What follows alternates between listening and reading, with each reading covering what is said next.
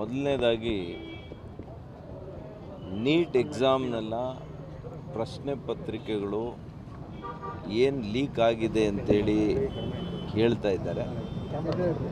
ಅದಕ್ಕೆ ಮೊದಲನೇದಾಗಿ ನಾನು ದುಃಖ ವ್ಯಕ್ತಪಡಿಸ್ತೀನಿ, ವಿಷಾದ ವ್ಯಕ್ತಪಡಿಸ್ತೀನಿ. ಯಾಕೆ ಅಂತಂದರೆ ಲಕ್ಷಾಂತರ ವಿದ್ಯಾರ್ಥಿಗಳು ಈಗಾಗಲೇ ಎಕ್ಸಾಮ್ನ ತೆಗೆದುಕೊಂಡು ಅವರು ಕಾಯ್ತಾ ಇದ್ದರು ಫಲಿತಾಂಶಕ್ಕೆ.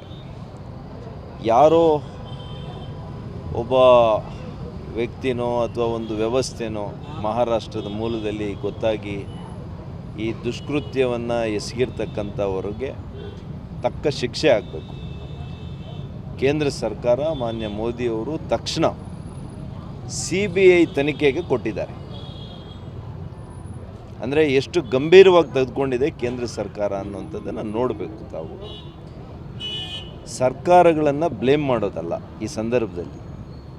ಇವತ್ತು ಮಕ್ಕಳು ಹತಾಶೆ ಮತ್ತು ಆತಂಕದಲ್ಲಿರ್ತಕ್ಕಂಥ ವಿದ್ಯಾರ್ಥಿಗಳ ಜೊತೆ ನಾವು ನೈತಿಕವಾಗಿ ಅವ್ರ ಜೊತೆ ನಿಲ್ಲಬೇಕು, ಮಾರ್ಗದರ್ಶನ ಕೊಡಬೇಕು, ಧೈರ್ಯ ತುಂಬುವಂಥ ಕೆಲಸ ನಾವುಗಳು ಮಾಡಬೇಕು. ರಾಜಕಾರಣ ಪೆಟ್ಟಿ ಪಾಲಿಟಿಕ್ಸ್ ಮಾಡಬಾರ್ದು. ಇದರಲ್ಲಿ ಇದು ಮೊದಲನೇ ಸಲ ಆಗಿದೆಯಾ ದೇಶದಲ್ಲಿ? UPA ಕಾಲದಲ್ಲಿ ಎಷ್ಟು ಸಲ ಆಗಿದೆ?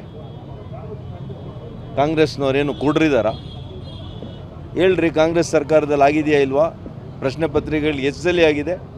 KPSCಯಲ್ಲಿ ಎಷ್ಟು ಸಲ ಆಗಿದೆ? ಕರ್ನಾಟಕದಲ್ಲಿ ಇವ್ರಿಗೇನು ನಾಚಿಕೆ ಮಾನ ಮರ್ಯಾದೆ ಏನೂ ಇಲ್ಲ, ಎಲ್ಲದರಲ್ಲೂ ರಾಜಕಾರಣ ಮಾಡೋದೆ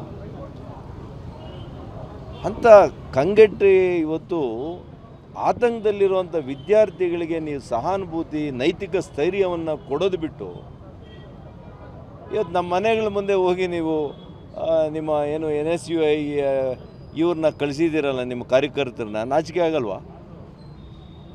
ನೀವು ಕೊಟ್ಟಿದ್ದೀರ CBIಗೆ? ನಿಮ್ಮ ಸರ್ಕಾರ ಇದ್ದಾಗ ಈ ಥರ ಪ್ರಶ್ನೆ ಪತ್ರಿಕೆಗಳು ಹೊರಗಡೆ ಬಂದಾಗ ನೀವೇನು ಮಾಡಿದ್ರಿ?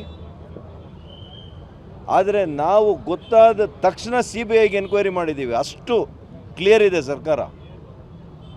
ಹಾಗಾಗಿ let us not do petty politics in such a serious matter of education and the future of youth of this country. ವಿದ್ಯಾರ್ಥಿಗಳ ಭವಿಷ್ಯ ಜೊತೆ ಚೆಲ್ಲಾಟ ಆಡ್ತಿದೆ ಅಂತ ಆಡಬಾರ್ದು. ಕಾಂಗ್ರೆಸ್ನವ್ರು ಆಡ್ತಾ ಇರೋದು, ಕೇಂದ್ರ ಸರ್ಕಾರ ಅಲ್ಲ. ನೋಡ್ರಿ, ಎಲ್ಲ ಕಡೆ ಕಳ್ಳರಿದ್ದಾರೆ, ಕದೀಮರಿದ್ದಾರೆ. ಯಾರೋ ದುಷ್ಕೃತ್ಯವನ್ನು ಎಸಗಿದ್ದಾರೆ, ಲೋಪ ಆಗಿದೆ, ಅದನ್ನು ಒಪ್ಕೊಳ್ತೀನಿ ನಾನು. ಆದರೆ ತಕ್ಷಣ ಕೇಂದ್ರ ಸರ್ಕಾರ ಇವತ್ತು CBIಗೆ ಎನ್ಕ್ವೈರಿ ಮಾಡಿದೆ. ತಪ್ಪಿತಸ್ಥರಿಗೆ ಶಿಕ್ಷೆ ಆಗುತ್ತೆ. ಮಕ್ಕಳಿಗೆ ಯಾವ ರೀತಿ ಅವರಿಗೆ ಇವತ್ತು ನಾವು ಸಹಕಾರ ಕೊಡಬೇಕು, ಕೇಂದ್ರ ಸರ್ಕಾರ 100% ಆ ವಿದ್ಯಾರ್ಥಿಗಳ ಪರವಾಗಿ ನಿಲ್ತದೆ.